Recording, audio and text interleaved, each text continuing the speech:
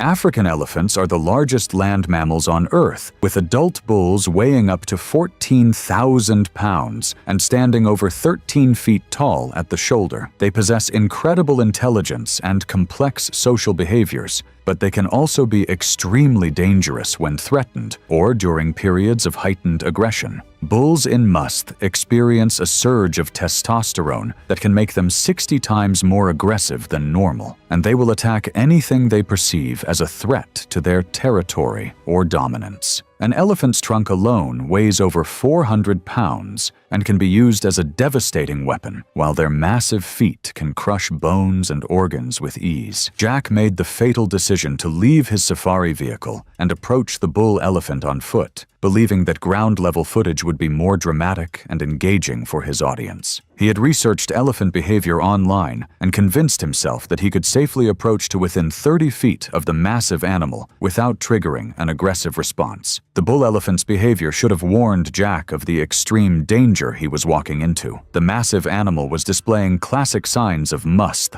temporal glands streaming with secretions, frequent urination, and an aggressive posture with ears spread wide and trunk raised. The attack came when Jack moved to within 25 feet of the feeding elephant, close enough to capture the detailed facial shots he wanted for his blog. The bull elephant's response was immediate and devastating. He raised his massive head, spread his ears wide, and charged directly at Jack with the full force of his 12,000-pound body. African elephants can reach speeds of 25 miles per hour, and Jack had no chance of escape once the charge began. The massive bull slammed into Jack with bone-crushing force, his enormous head and tusks striking Jack's torso and launching him backward through the air. Jack's camera equipment scattered as he hit the ground hard, the impact knocking him unconscious and leaving him completely helpless against the elephant's continued assault. The bull's massive front feet came down on Jack's chest and abdomen with devastating force, the 6,000 pounds of pressure instantly crushing his ribcage and rupturing vital organs. The elephant's attack continued with methodical brutality as he used his feet to trample Jack's body repeatedly, each impact causing additional trauma and ensuring that his perceived threat was completely eliminated.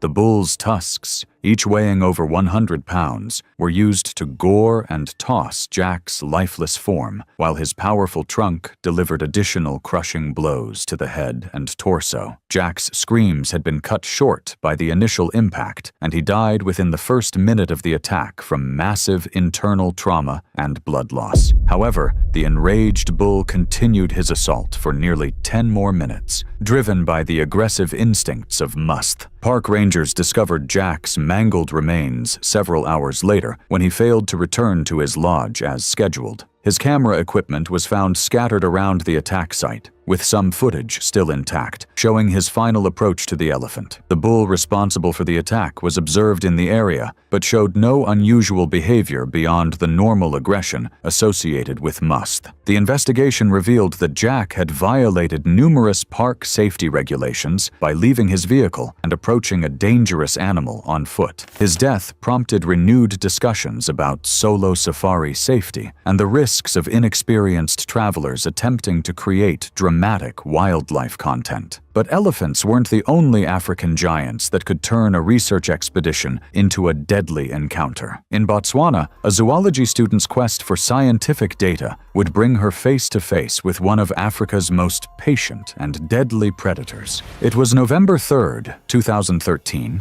and the Chobe River wound lazily through Botswana's wilderness, its muddy waters reflecting the African sun while concealing some of the continent's most dangerous predators. Dr. Amanda Foster, a 29-year-old zoology PhD student, had been conducting research along the riverbank for 6 weeks, studying crocodile behavior patterns as part of her dissertation on apex predator ecology. Her research camp was located in one of the most remote sections of Chobe National Park, where human presence was minimal and wildlife behavior remained largely undisturbed. Amanda's research focused on the hunting and territorial behaviors of Nile crocodiles, and she had been documenting their activities through a combination of direct observation, water sampling, and photographic evidence. Her fearless approach to dangerous wildlife research had earned her recognition among her professors, but it had also led her to take risks that more experienced researchers would have avoided. Working alone to prevent human interference with natural animal behaviors, Amanda often placed herself in situations that violated basic safety protocols. That morning, Amanda had identified a massive male Nile crocodile that appeared to be resting motionlessly on the riverbank about 50 yards from her observation point. The crocodile, which she estimated at over 16 feet in length, had been in the same position for over 2 hours, leading Amanda to believe he was in a dormant state that would allow her to approach safely for water sampling and close-range photography. Nile crocodiles are among Africa's most dangerous predators, capable of remaining motionless for hours while waiting for the perfect opportunity to strike. Adult males can reach lengths of 20 feet and weights exceeding 1,500 pounds, with jaw muscles capable of exerting over 5,000 pounds of pressure per square inch, the strongest bite force of any living animal. They are ambush predators that can explode from apparent rest to full attack speed in less than a second, and their powerful tails can propel them out of water with devastating force. Most importantly, Nile crocodiles view any movement near water as potential prey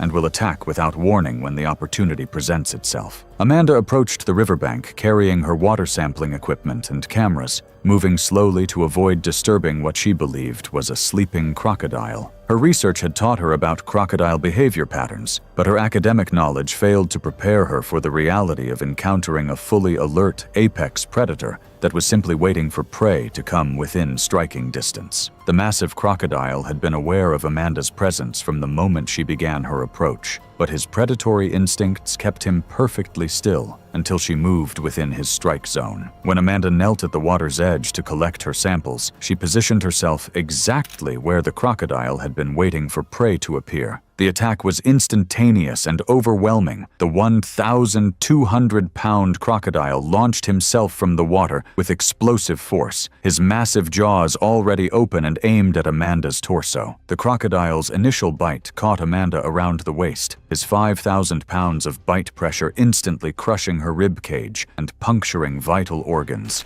Amanda's scream echoed across the river as the crocodile's teeth found purchase in her flesh and bone. The crocodile immediately began his signature death roll, spinning rapidly in the water while maintaining his crushing grip on Amanda's body. The violent rotation dislocated joints and broke bones while simultaneously dragging Amanda deeper into the river, where the crocodile's advantages became overwhelming. The death roll continued for nearly a minute, each rotation causing additional trauma while filling Amanda's lungs with muddy river water. Amanda's struggles grew weaker as the combination of crushing injuries, blood loss, and drowning overwhelmed her system. The crocodile's powerful tail thrashed violently, striking Amanda's body with additional force, while his jaws worked to reposition their grip for maximum damage. The massive predator's instincts drove him to ensure his prey was completely subdued before beginning the feeding process. Within minutes, Amanda's movements ceased as the crocodile's assault proved fatal. The massive reptile dragged her body to deeper water, where he could cache his prey until he was ready to feed. Nile crocodiles often store their kills underwater for several days, allowing decomposition to soften the flesh before consumption. Amanda's research equipment was found scattered along the riverbank when she failed to return to base camp that evening. Despite extensive searches involving boats and helicopters, her body was never recovered from the crocodile-infested waters of the Chobe River. The massive male responsible for the attack was never located, having likely moved to other parts of his vast territory after securing his kill. The investigation concluded that Amanda had violated basic safety protocols for crocodile research by working alone and approaching dangerous predators without proper backup or safety equipment. Her death prompted new safety requirements for wildlife researchers working in crocodile habitats and highlighted the extreme dangers of solo fieldwork with apex predators. It was September the 12th, 2015. And as the African sun dipped behind Niassa Reserve, 4 men stood near the Lugenda River, unaware that stepping beyond patrolled trails had placed them squarely in a predator's domain, one where human confidence would soon meet ancient, lethal instincts. Ricardo Monteiro was a 41-year-old Portuguese engineer whose year-long assignment overseeing solar infrastructure in remote Mozambican communities had earned him a reputation for calm competence and dry humor among his colleagues. His decision to join this impromptu bush expedition came after months of technical isolation, endless days repairing converters, hauling panels, and navigating bureaucratic obstacles in places where modern conveniences were luxuries. Antonio Pires, a logistics coordinator with weekend hunting experience, had convinced Ricardo that a night in the unfiltered wilderness would provide the disconnection he craved. The group's composition seemed adequate for their modest adventure. Antonio with his hunting background, Ricardo with his precise engineer's mindset, a German expat named Jürgen, and Elias, a local tracker with security experience. Their plan was deceptively simple. One night camping along the Lugenda River, away from regulated tourist zones, followed by a brief game-tracking walk before bed. Antonio's insistence that moonlight would provide sufficient illumination revealed a dangerous underestimation of the challenges they would soon face. Nyasa's terrain shifts unpredictably between open savanna and dense miombo woodland, crisscrossed with dry riverbeds that create perfect hunting corridors for apex predators. The recent storm had left the soil soft and receptive to tracks. The warning signs had been mounting throughout their evening walk. Elias had discovered fresh leopard tracks, deep paths with widely spaced toes indicating a large male, but Antonio dismissed them as old sign. Antonio's past bush trips had gone smoothly, and his confidence reassured the others.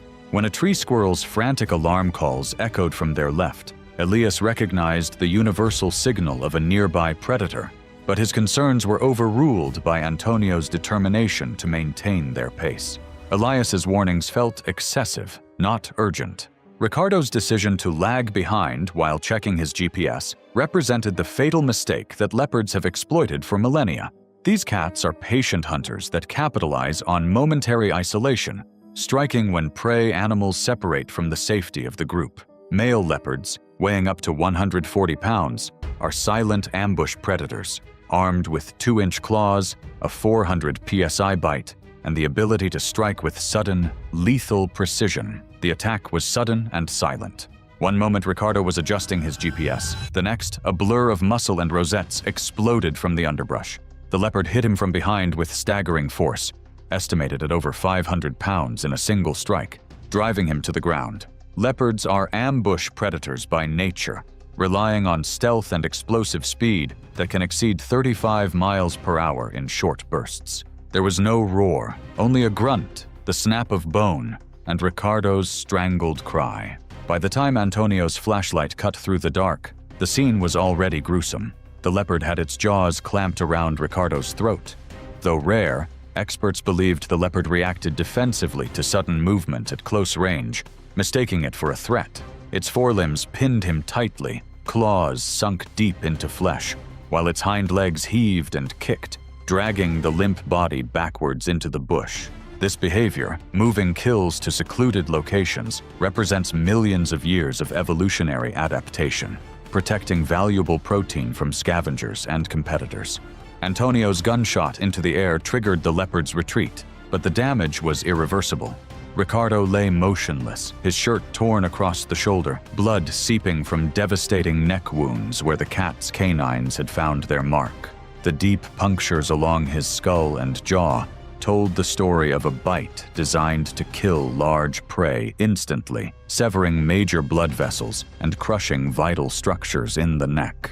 Unlike the feeding behavior seen in other attacks, this leopard had killed defensively, abandoning the body when confronted by the group rather than attempting to feed. This suggested a territorial male protecting his range, rather than a hungry predator seeking a meal. Ricardo's funeral in Lisbon drew a modest crowd: family, a few university peers, and colleagues from the African Project. His parents declined media interviews, requesting only that people remember him, not for how he died, but for the work he left behind. In Mozambique, park authorities increased patrols around known leopard territories and installed new signage near unofficial trails. While no formal blame was placed on the group, the incident prompted a quiet review of policies regarding private excursions by foreign workers in the reserve. As the Portuguese engineer's blood soaked into the mud of Mozambique's Nyasa Reserve, hundreds of miles north in the volcanic forests of Virunga, a veterinarian would learn that even the most intelligent predators can mistake a moment of scientific curiosity for an act of war. It was April 4th, 2017, and mist clung to the volcanic slopes of Virunga, muffling the forest in damp silence broken only by distant bird calls. Beneath the canopy, a silverback troop moved unseen, their low vocalizations signaling presence to those who understood, and danger to those who didn't.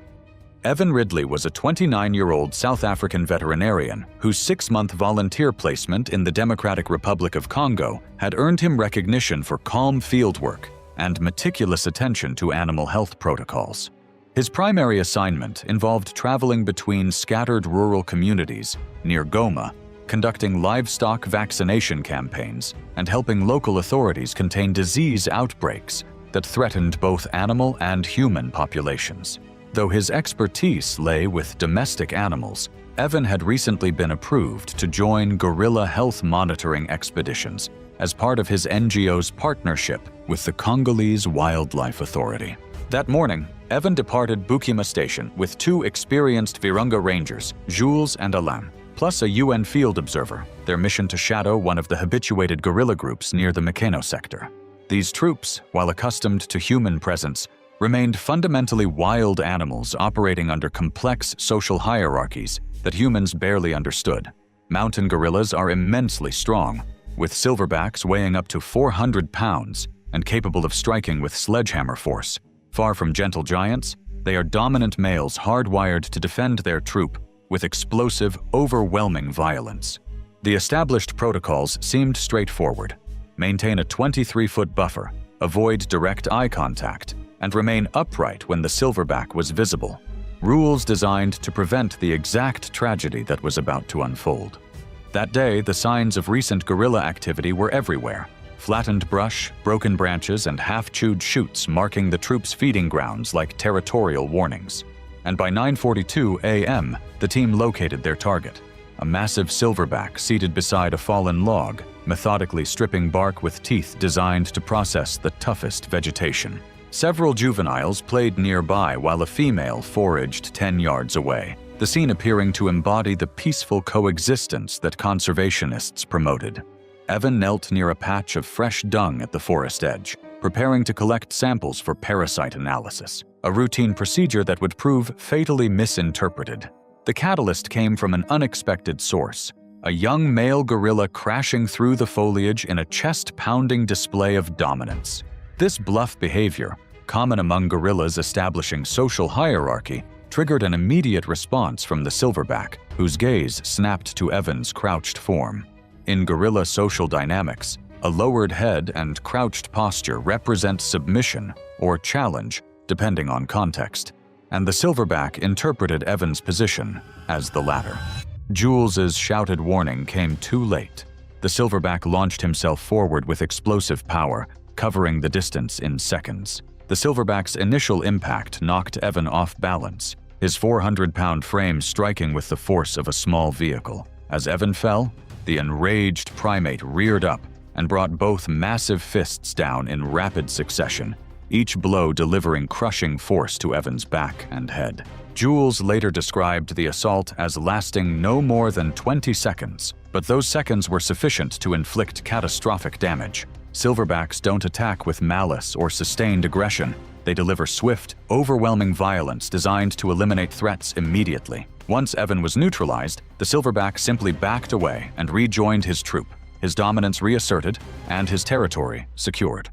Jules radioed for help, his voice unsteady as he gave their location to distant rangers. 40 minutes later, the team arrived, hiking through wet terrain to find him alone beside Evan's body.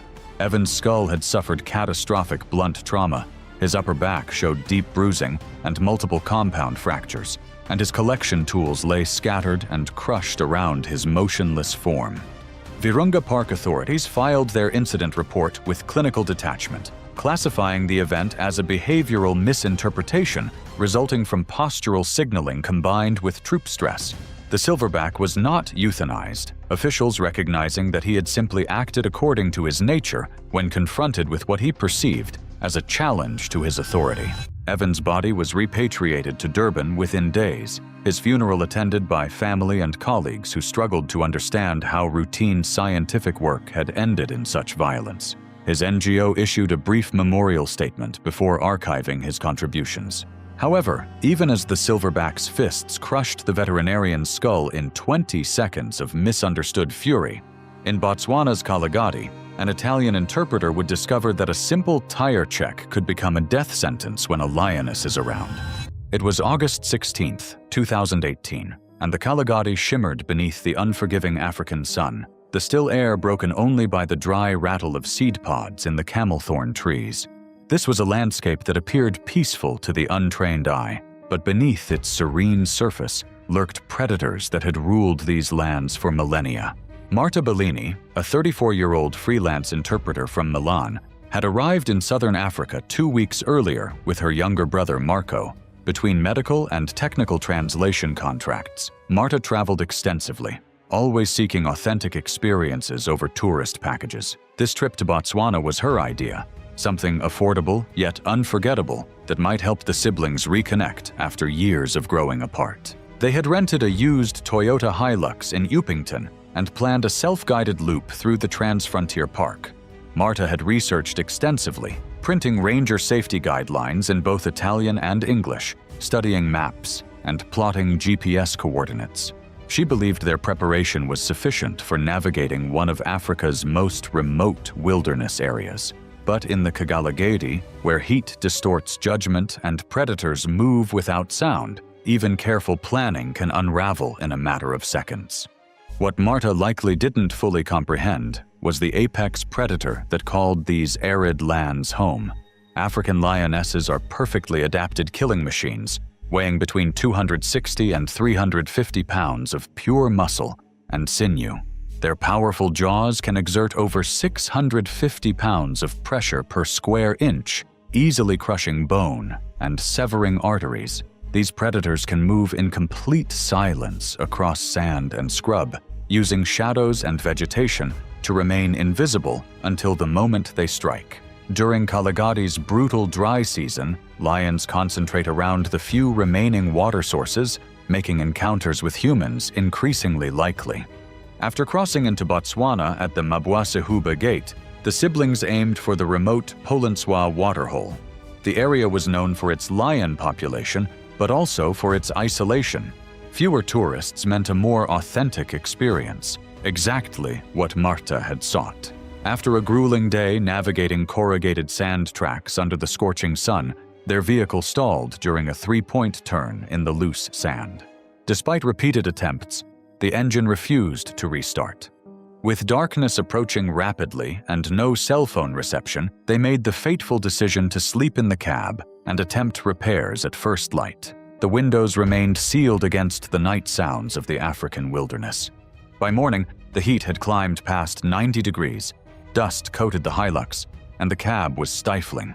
While Marco tended the stove, Marta stepped out to stretch and check a low rear tire, circling to the back of the vehicle. She bent down to inspect the tire, unaware that 50 feet away, low to the ground and perfectly still, a lioness had been watching them for over an hour.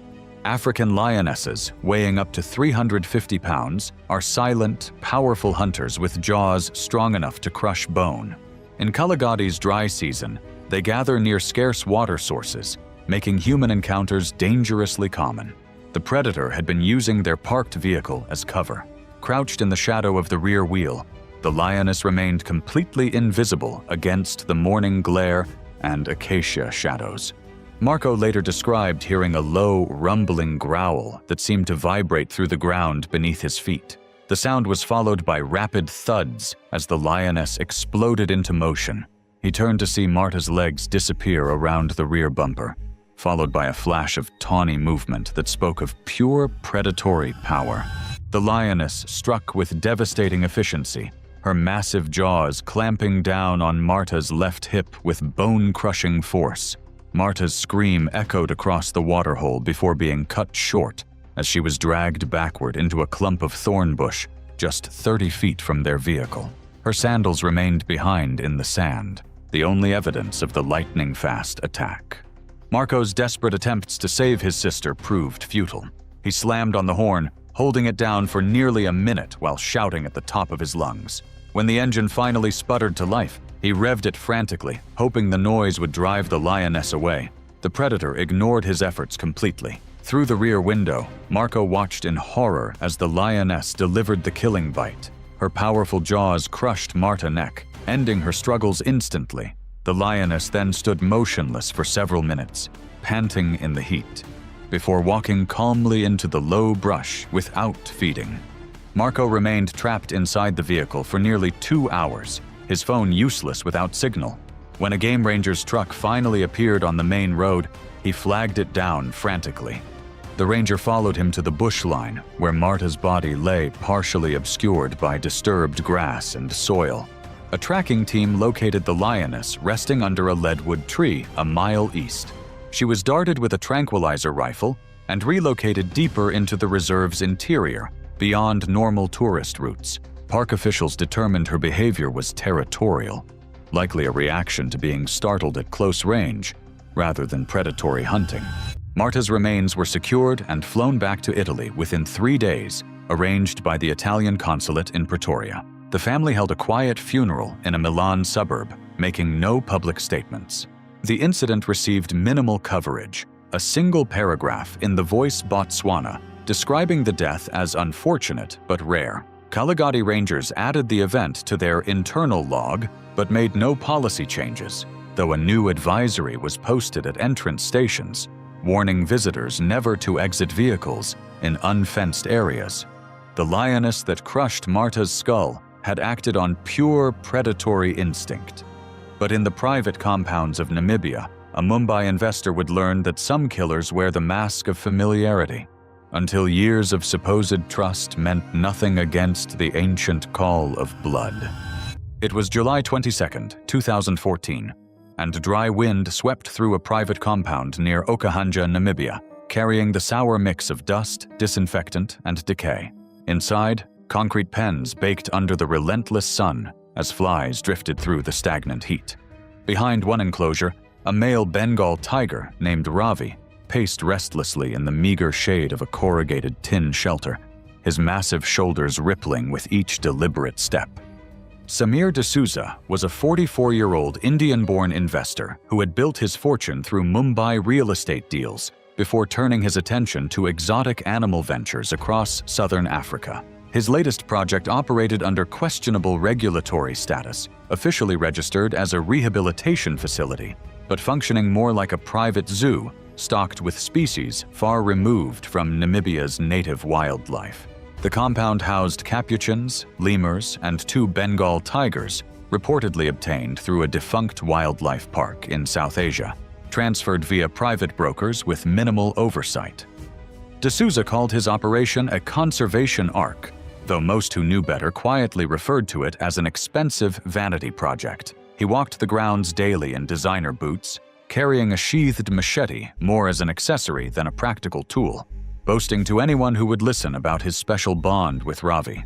He claimed to have raised the tiger like a son, believing that trust and affection could override millions of years of predatory evolution. The compound's security protocols were dangerously informal. Enclosures lacked proper double-gate systems, and feeding was often handled manually by staff who had repeatedly expressed concerns about safety. D'Souza dismissed these worries, convinced that his personal relationship with the animals made standard precautions unnecessary. His employees, mostly local farmhands with no experience handling exotic predators, had learned to keep their objections to themselves. On that fateful morning, a 3-person inspection team from the Namibian Ministry of Environment and Tourism arrived unannounced. Anonymous complaints about improper permits and animal welfare violations had finally prompted official action. D'Souza met the inspectors in the courtyard with his characteristic confidence, offering to personally conduct a tour of the facilities. When the officials requested that all large predators be secured before the walkthrough, D'Souza waved off their concerns dismissively. He insisted on demonstrating Ravi's docile nature, apparently believing that his presence would calm the massive predator.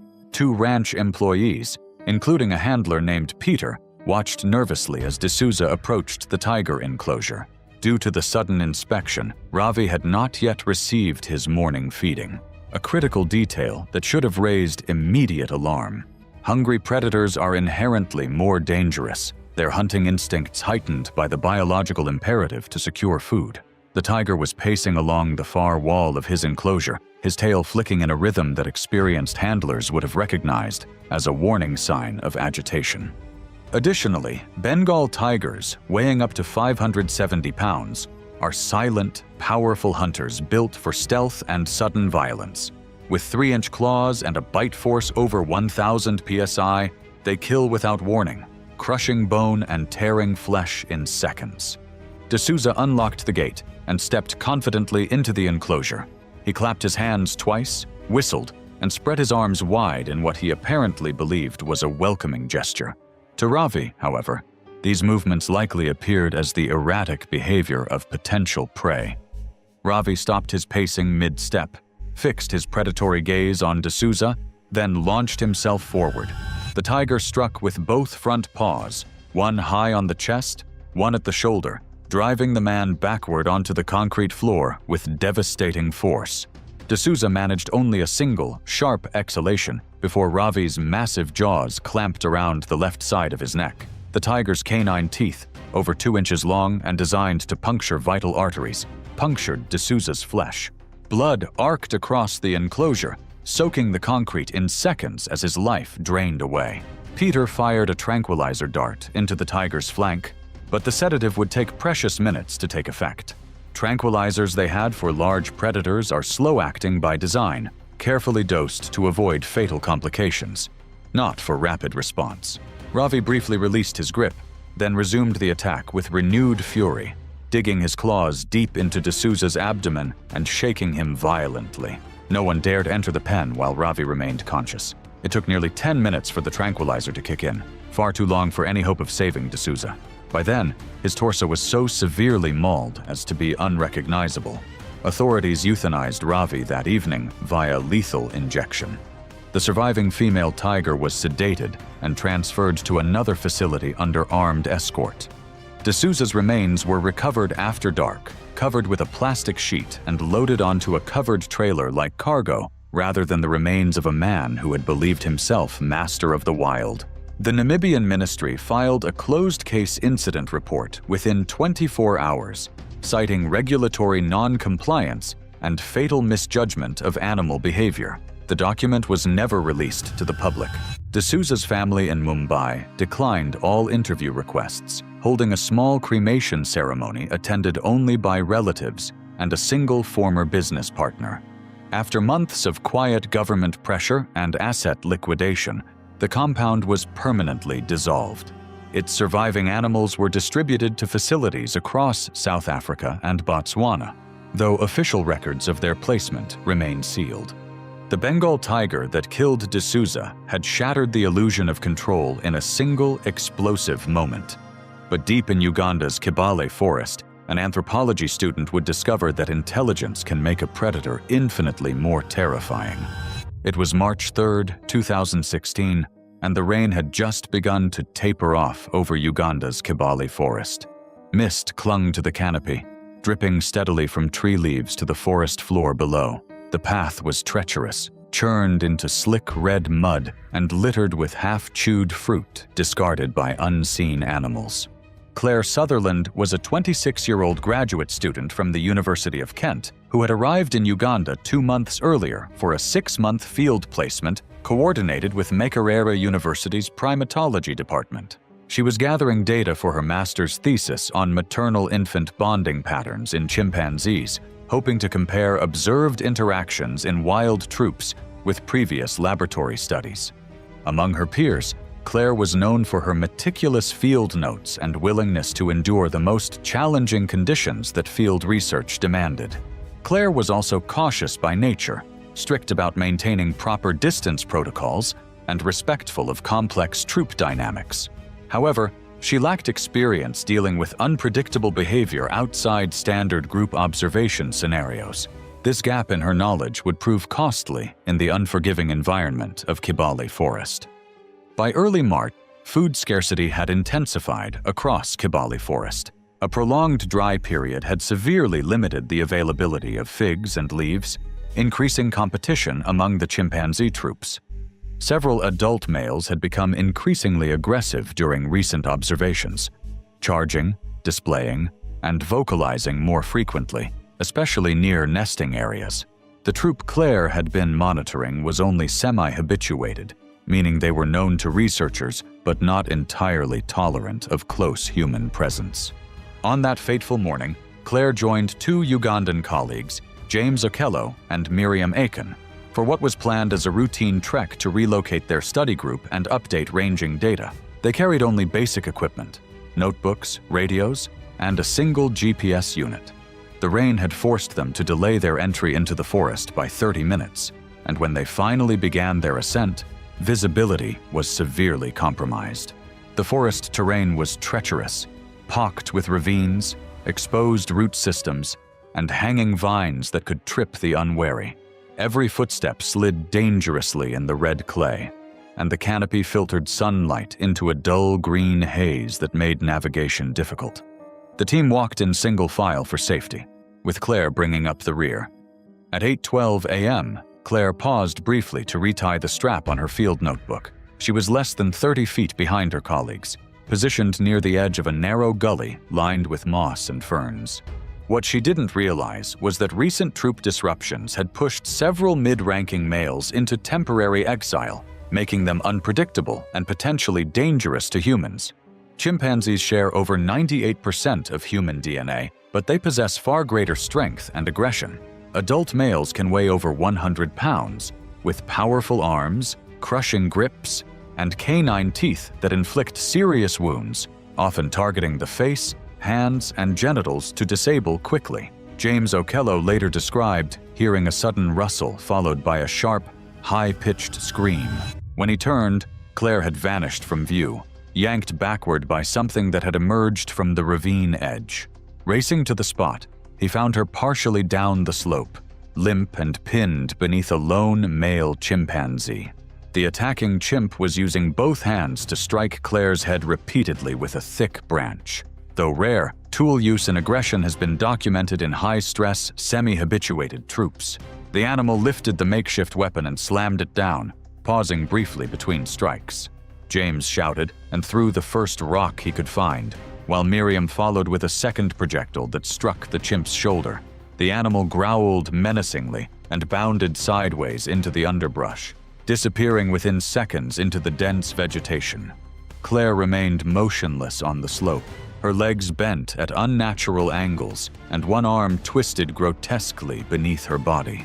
When they reached her, the extent of the damage was immediately apparent. Claire's skull had suffered multiple depressed fractures from the repeated blows. Deep puncture wounds marked her upper arms and neck, evidence of the chimp's powerful bite. She was no longer breathing, and James's desperate search for a pulse confirmed what they already knew. They radioed park headquarters immediately, but help was hours away in the remote forest location. It took nearly 3 hours for rangers to reach them with a stretcher, during which time Claire's colleagues maintained a vigil over her remains. Her body was carried out under a tarpaulin to prevent attracting other wildlife. That afternoon, the Ugandan Wildlife Authority suspended all research in Kibali's core study zones.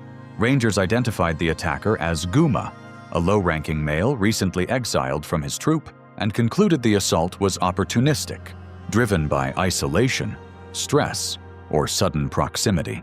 Claire's remains were prepared and flown back to the UK within 5 days. Her university later awarded her degree posthumously, and a memorial plaque was placed in the Canterbury campus gardens. The incident received no coverage in international academic journals, dismissed in internal memos as a tragic anomaly in otherwise low-risk fieldwork. In the days following the attack, Ugandan authorities increased armed patrols along known research corridors and installed new warning signage near semi-habituated troop zones. Makerere University temporarily suspended all student placements in primate regions, pending a full review of safety protocols. It was August 14, 2013, and the South African sun blazed mercilessly over Kruger National Park's vast wilderness. The landscape stretched endlessly, golden grasslands punctuated by scattered acacia trees and rocky outcroppings that had witnessed countless predator encounters over millennia. Sarah Mitchell had dreamed of this moment for years. At 29, she was a graduate student in wildlife biology at the University of Cape Town, working on her master's thesis about lion social behavior patterns. This was her first independent field research trip, and her small frame had given her overconfidence about moving undetected around dangerous wildlife. The research expedition included 6 graduate students and 2 experienced guides, studying predator behavior across different territories within the park. Sarah's specific focus was documenting social dynamics within lion prides, particularly the role of subordinate females in hunting strategies. She'd been in the park for 5 days, meticulously recording observations from research vehicles, but was growing frustrated with limited photographic opportunities. African lions are apex predators perfectly evolved for coordinated hunting. Adult females typically weigh between 265 and 395 pounds, capable of reaching speeds of 50 miles per hour in short bursts. Their night vision is 6 times better than humans, and they possess incredible stealth abilities, allowing them to approach prey undetected across open terrain. Lions hunt cooperatively, with females working together to surround and isolate targets. During lunch break on their 6th day, the research group had stopped near a watering hole where guides were preparing field rations. Sarah spotted movement 200 meters away, a pride of 7 lions exhibiting fascinating social behaviors directly related to her thesis research. 2 adult females were engaged in what appeared to be a dominance display, while 3 cubs played nearby. Sarah grabbed her camera equipment and field notebook, her excitement overriding safety protocols. Her guide Johannes immediately called out warnings about maintaining safe distances, but Sarah dismissed his concerns. She'd studied these behavioral patterns in dozens of research papers and believed she understood the lion's body language well enough to approach safely. She left the vehicle group and began walking toward the pride, staying low and moving slowly as her textbooks described. The lions appeared focused on their internal social dynamics, paying no attention to her approach.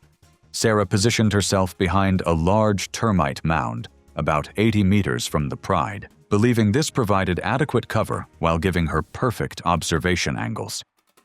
For 20 minutes, Sarah documented the lions' interactions with detailed notes and photographs. What she didn't realize was that one adult female had noticed her presence from the beginning. The lioness had been using tall grass and scattered brush to circle around Sarah's position, approaching from the blind side of the termite mound. Sarah first became aware of danger when she heard grass rustling directly behind her. She turned to see the lioness just 15 feet away, crouched in hunting position with muscles tensed for attack. As she tried to stand, her foot caught in her equipment bag strap. She fell backward, her camera and notebook scattering across the ground. The lioness interpreted this sudden movement as flight behavior. She launched herself forward, covering the distance in 2 powerful bounds. Her front paws slammed into Sarah's chest, driving her flat against the ground with crushing force. The lioness's jaws clamped down on Sarah's neck and shoulder, her canine teeth puncturing deep into vital arteries. The lioness shook her head violently, her powerful neck muscles snapping bone with each movement. 2 other females from the pride arrived within seconds, joining the attack with their claws raking across Sarah's torso and legs, while the first lioness maintained her grip.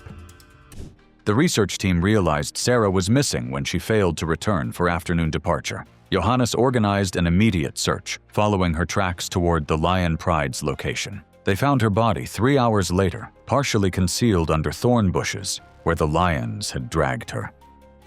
The South African National Parks Authority conducted a thorough investigation, reviewing the research group's safety protocols and interviewing all team members. They determined that Sarah had violated established guidelines by approaching dangerous wildlife on foot without guide supervision.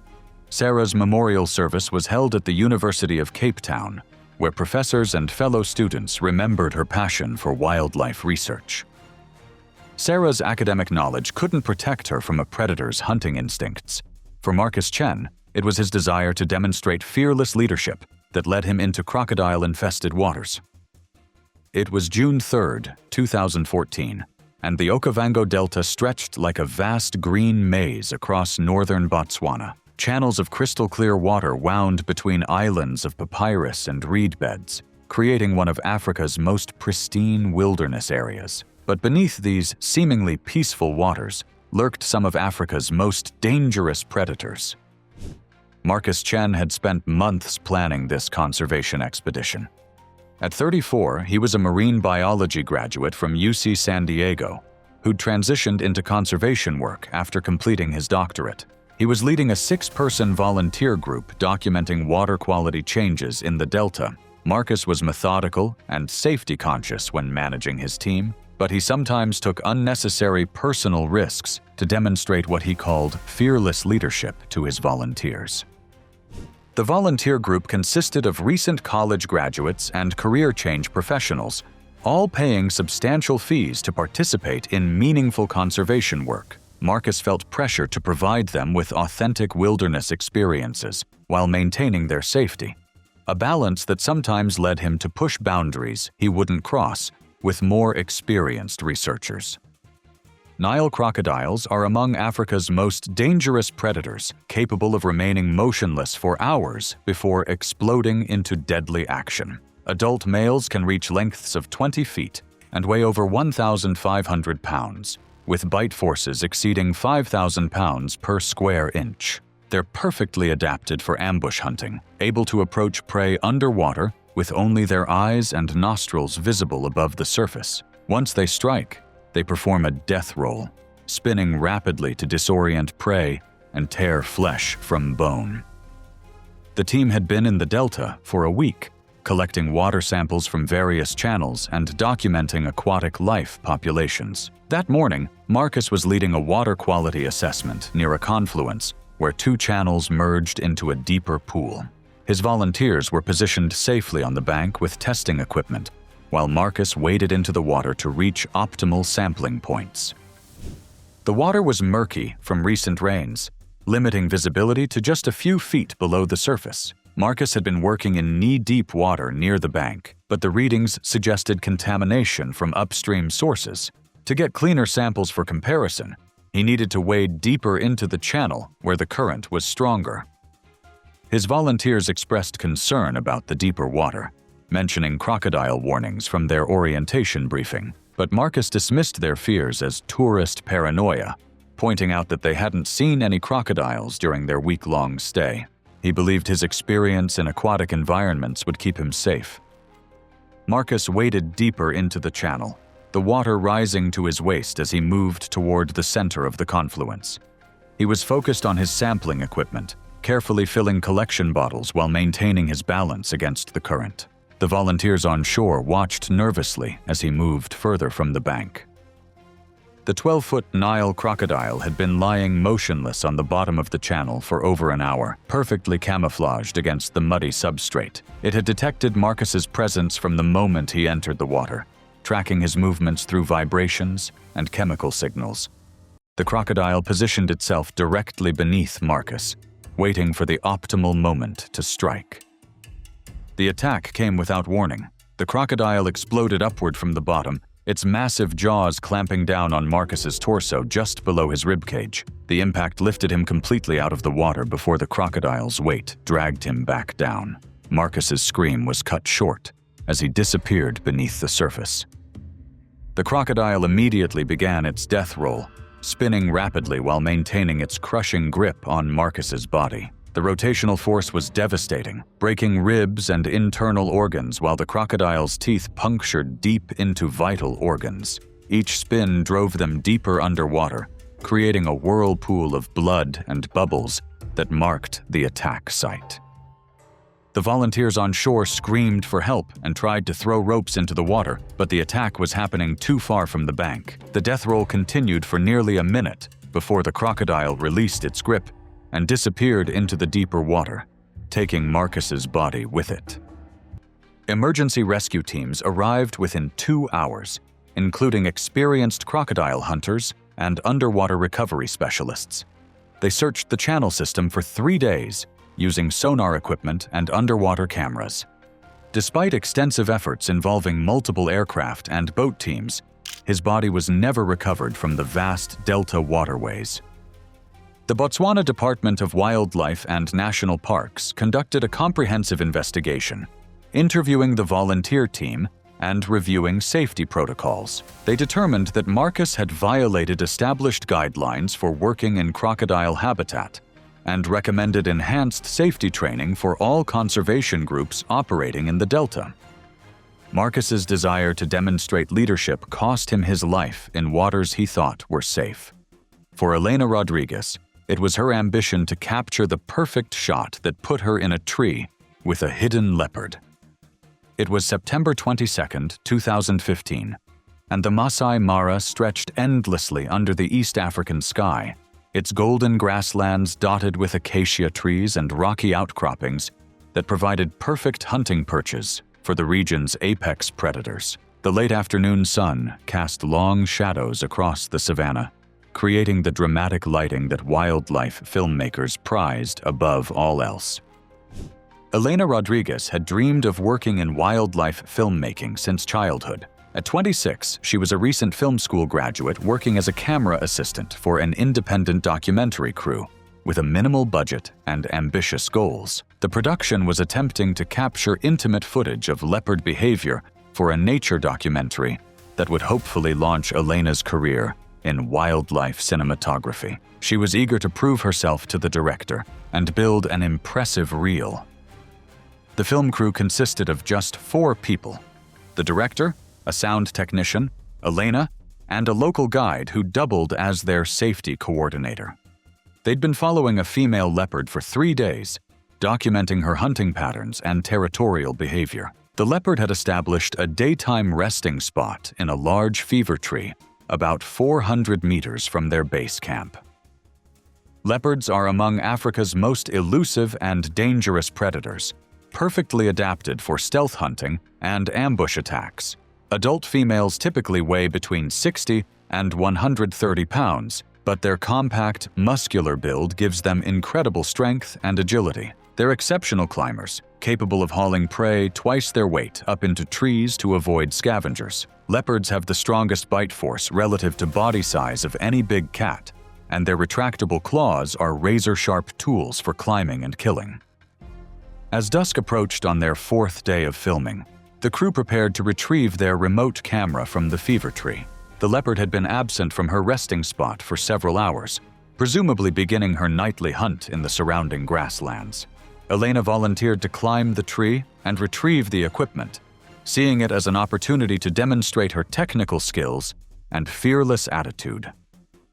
Their guide expressed concern about working near the tree at dusk, when leopards typically became active, but Elena assured him she would work quickly and efficiently. The fever tree stood about 25 feet tall, with a thick trunk and sturdy branches that provided easy climbing access to the camera position. Elena began her climb as the sun touched the horizon, moving carefully up the trunk and testing each branch before committing her full weight. The camera was positioned about 20 feet up, secured to a sturdy branch with a clear view of the leopard's preferred resting area below. What Elena didn't realize was that the leopard had returned to the tree earlier than expected. The female was concealed in the dense foliage about 8 feet above the camera position, perfectly camouflaged against the dappled shadows of the upper branches. She had been resting motionless for over an hour, her spotted coat blending seamlessly with the play of light and shadow. Elena reached the camera position and began disconnecting the mounting equipment. Her attention focused on the technical details of the retrieval. She worked methodically, coiling cables and securing the expensive camera gear in her equipment bag. The leopard watched every movement from above, her muscles tensing as this intruder invaded her territorial space. As Elena reached for the final mounting bracket, her movement caused the branch to sway slightly. The leopard interpreted this as aggressive behavior in her territory. She dropped silently from the upper branches, landing directly on Elena's back with devastating force. Her claws immediately sank deep into Elena's shoulders and neck, while her powerful jaws clamped down on the base of Elena's skull. The impact knocked Elena off balance, but the leopard's weight and claws kept her pinned against the tree trunk. The leopard's bite crushed vertebrae and severed the spinal cord, causing immediate paralysis. Elena's body went limp, but the leopard continued her attack, her powerful jaws working to crush the skull and neck. The branch couldn't support the combined weight and violent movement. It snapped with a sharp crack, sending both Elena and the leopard plummeting 20 feet to the ground below. They hit the rocky soil with tremendous force, but the leopard's natural agility allowed her to land in a controlled position, while Elena struck the ground head first. The leopard immediately resumed her attack, her claws raking across Elena's torso while her jaws targeted the throat and face. The fall had caused massive internal injuries, but the leopard's continued assault ensured that Elena had no chance of survival. The attack continued for several minutes before the leopard finally retreated into the surrounding brush. The film crew realized something was wrong when Elena failed to respond to radio calls after 15 minutes. They found her body at the base of the fever tree, surrounded by scattered camera equipment and broken branches. The Kenya Wildlife Service conducted a thorough investigation, reviewing the crew's safety protocols and interviewing team members.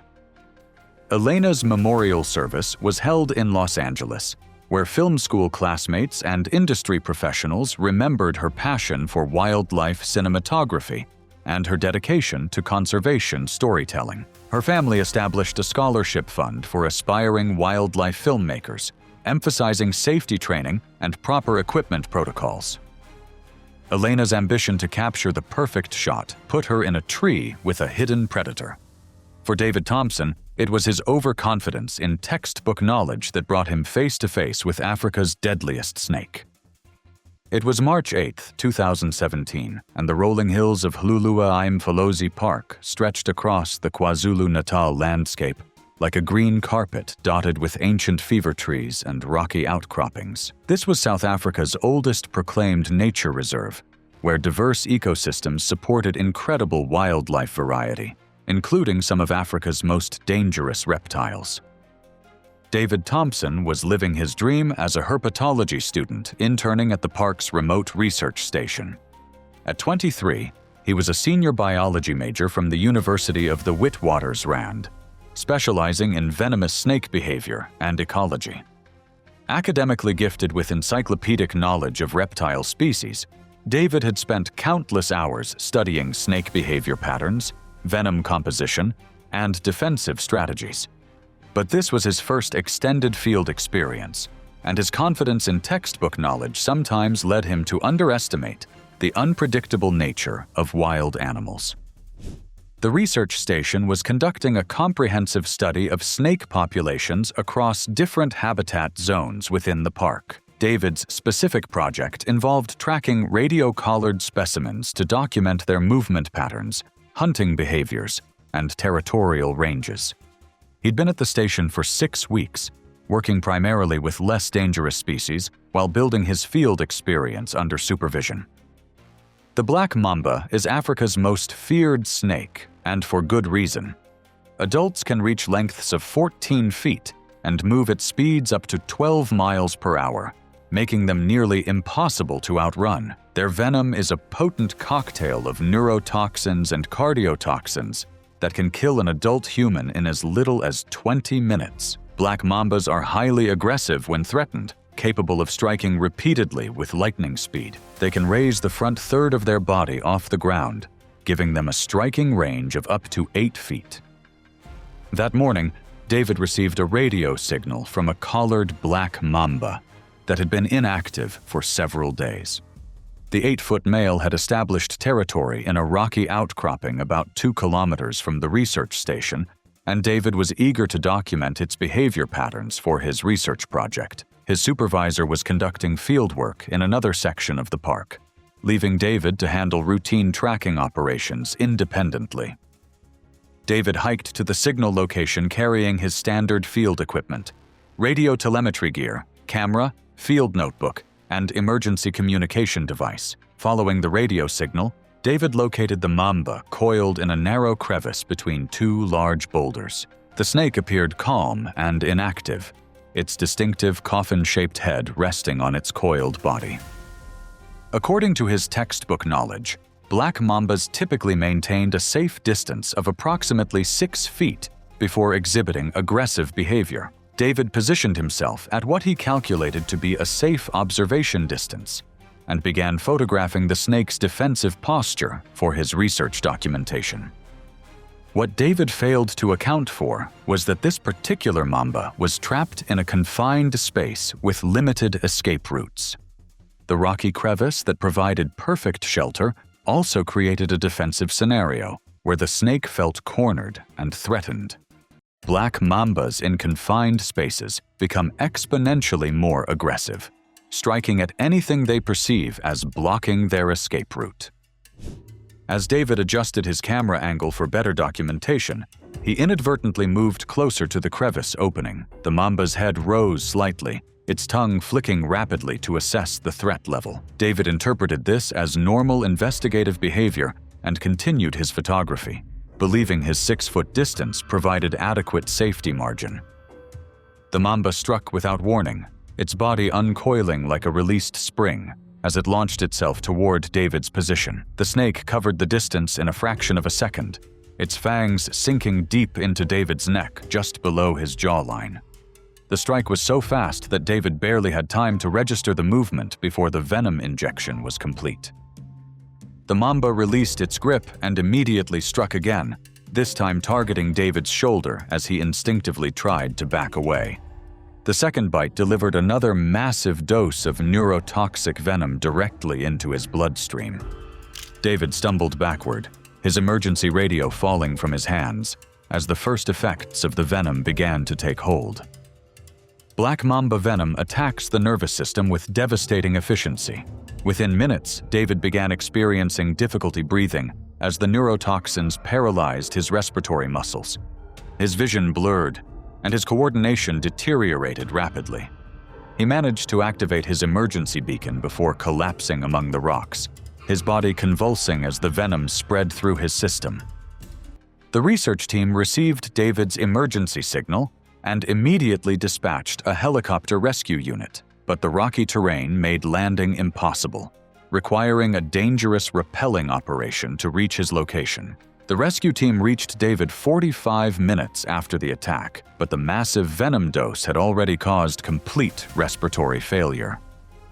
The South African National Parks Authority conducted a comprehensive investigation, reviewing David's research protocols and safety procedures. They determined that he had violated established guidelines by working alone with dangerous species and approaching closer than recommended safety distances. The incident led to mandatory 2-person teams for all venomous snake research.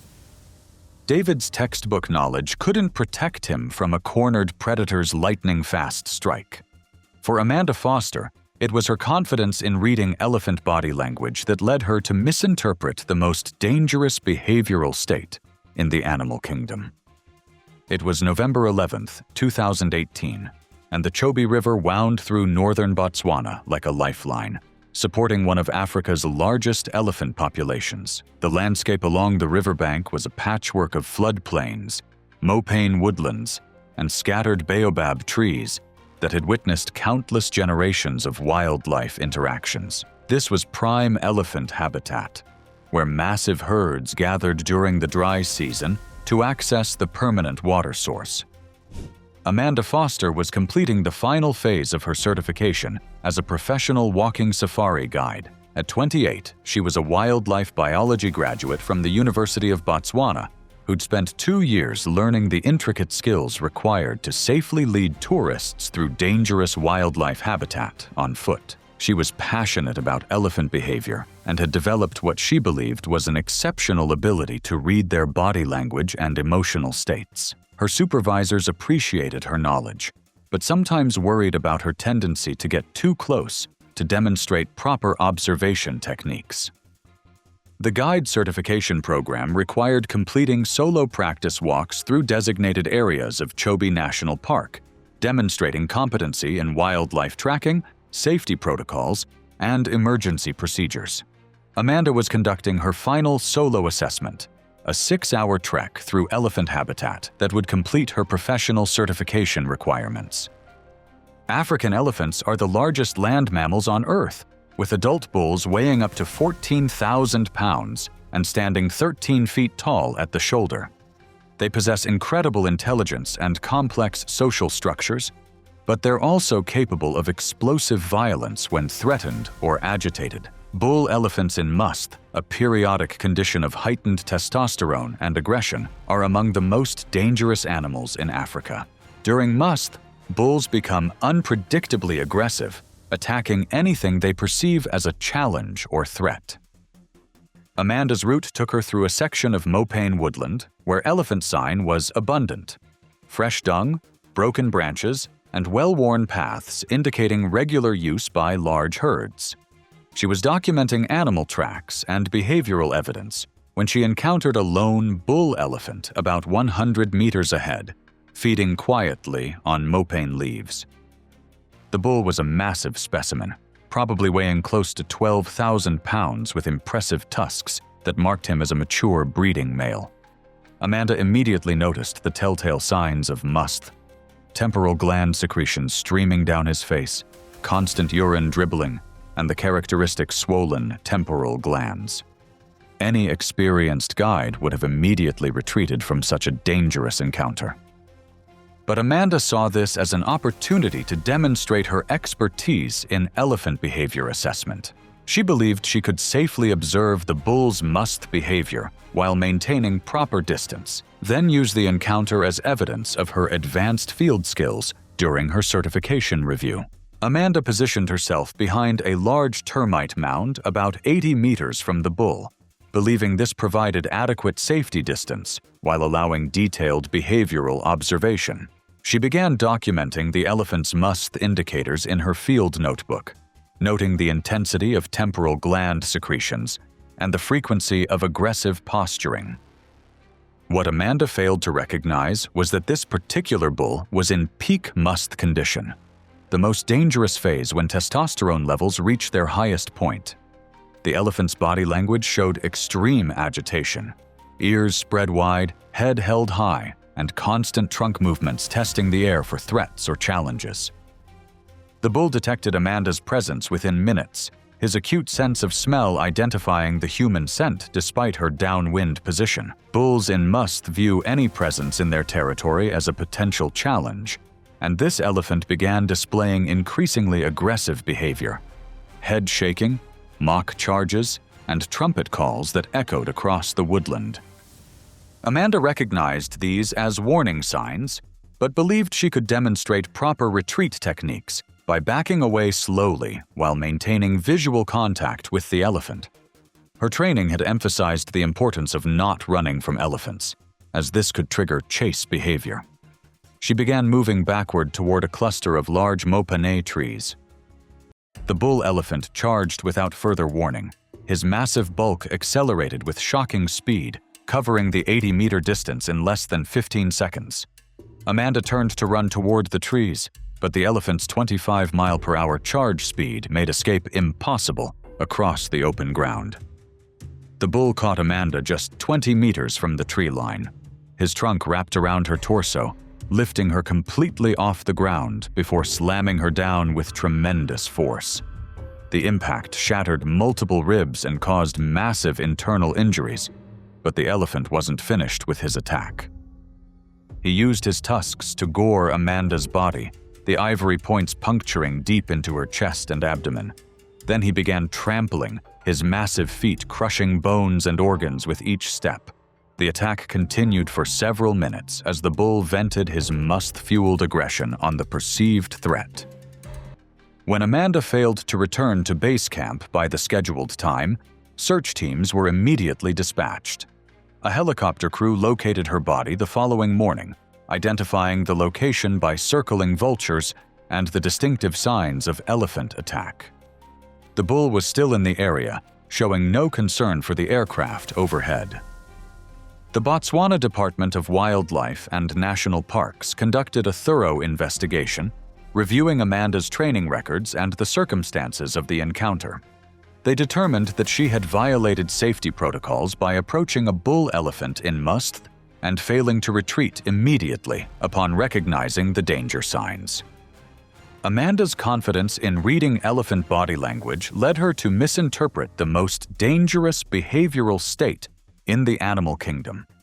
For James Mitchell, it was his determination to prove his courage that brought him within striking distance of Africa's most patient predator. Thanks for watching. Want to watch more? Click on your screen now.